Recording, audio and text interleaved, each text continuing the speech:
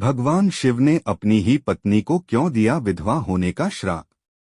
शास्त्रों में भगवान शिव और मां पार्वती से जुड़ी कुछ ही कथाएं प्रचलित हैं। इन्हीं में से एक कथा ये भी है जब मां पार्वती पति भगवान शिव ने ही उन्हें विधवा होने का श्राप दे दिया था। तो चलिए जानते हैं इस कथा के बारे में विस्तार से। पौराणिक किंवदंतियों के अनुसार रसोई घर में आकर भगवान शिव के किसी गण ने आकर गलती से खाना खराब कर दिया, लेकिन ममता की मूरत मां पार्वती ने उस पर दया दिखाई और माफ कर दिया।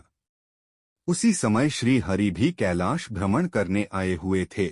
जब भगवान विष्णु को इस घटना के बारे में पता लगा, तब उन्होंने भगवान शिव के कहा कि यदि वे सबके ऊपर ऐसे ही दया करती रहीं तो न्याय और अन्याय में फर्क नहीं रह जाएगा।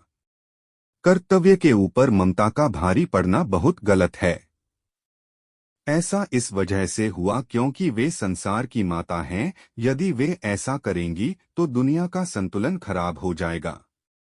माता को उनकी गलती का एहसास कराने के लिए भगवान विष्णु और शिव ने युक्ति बनाई। भोजन का समय हो चुका था और मां को बहुत तेज भूख लगी थी, लेकिन मां कभी भी भगवान शिव से पहले भोजन ग्रहण नहीं करती थीं। तभी भगवान विष्णु ने भोजन का आग्रह किया। देवों के देव महादेव को पता था कि माता कभी भी उनसे पहले भोजन नहीं करती हैं, इसलिए वे धीरे धीरे भोजन करने लग गए। मां पार्वती की भूख इतनी बढ़ गई कि उनसे भूख सहन न हुई और उन्होंने चुपके से भोजन कर लिया।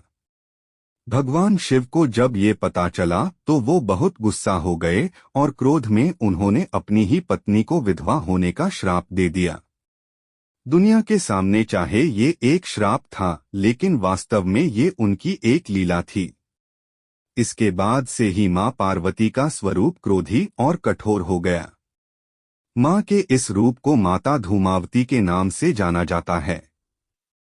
तब से ही देवी सती के धूमावती रूप को एक विधवा देवी के रूप में पूजा जाने लगा। ऐसे ही मजेदार वीडियो देखने के लिए चैनल को सब्सक्राइब करें।